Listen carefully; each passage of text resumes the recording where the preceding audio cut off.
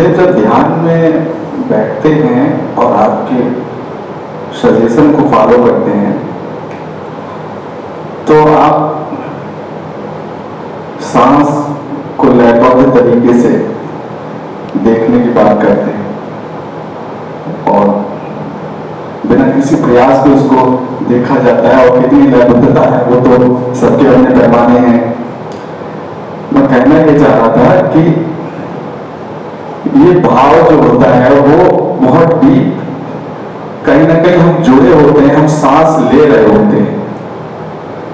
सांस को ये या प्रयास है कि हम मैं देखूं कि सांस चल रही है, कहीं ना कहीं मैं सांस ले रहा हूं। ये चीज गुरुजी नहीं जाती है।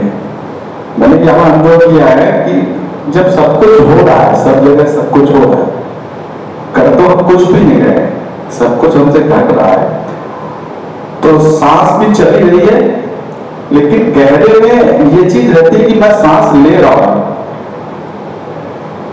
ये कहीं एक व्यवधान सा लगता है बोलते।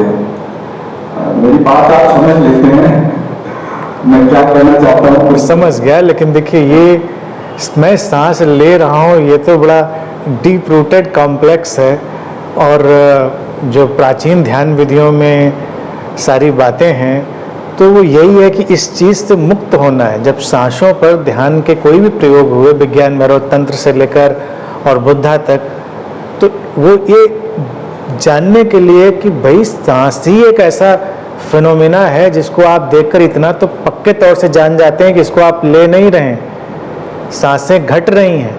तो इसमें आइडेंटिफिकेशन बना लेना तो एक फिजूल की बात है। उससे तो व्यक्ति को जितनी जल्दी हटना चाहिए। हालांकि शब्दों में तो व्यक्ति यही यूज करता है मैं सांसें ले रहा हूँ, कोई सांसें ले नहीं रहा है।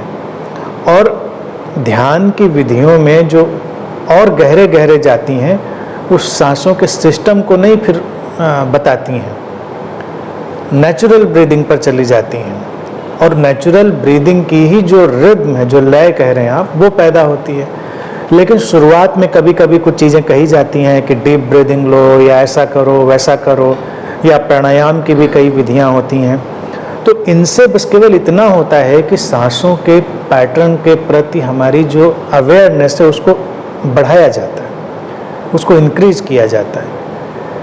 कर वो भी नहीं रहे होते हैं, आपको लगता है कि हाँ सांस रोक सकते हैं, छोड़ सकते हैं थोड़ी देर, तो ये हमने सांसों के साथ कुछ किया। लेकिन ये एक ऐसा घटनाक्रम है जो चलती हुई सांसों पर ही संभव है। थोड़ा बहुत जैसे सोप बबल साबुन के जो बुलबुले हैं वो छोटे बड़े हम कर देते हैं, वो तो अपने ही ढंग से उसमें कैसी एयर गई है वो बनते हैं उनके आकार प्रकार। तो ये महत्वपूर्ण ही नहीं है कि सांसों को आपने गहरा लिया या रोका या उनको किस ढंग से लिया।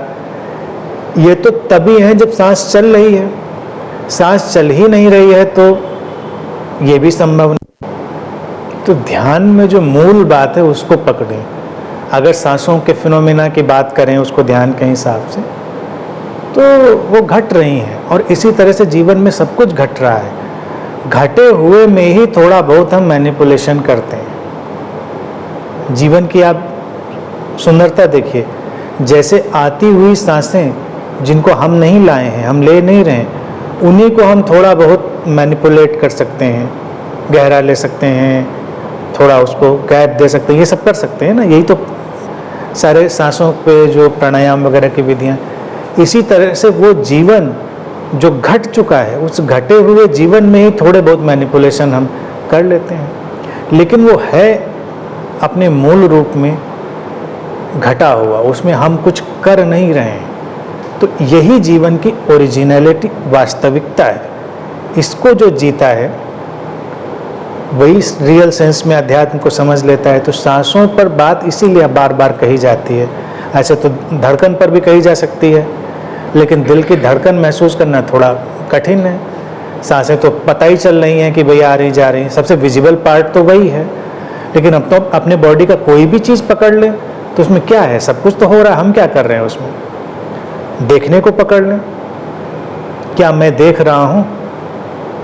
देखना घट रहा है। सुनने को पकड़ लें तो क्या मैं सुन रहा हूँ? सुनना घट रहा है, सुनना घट रहा है।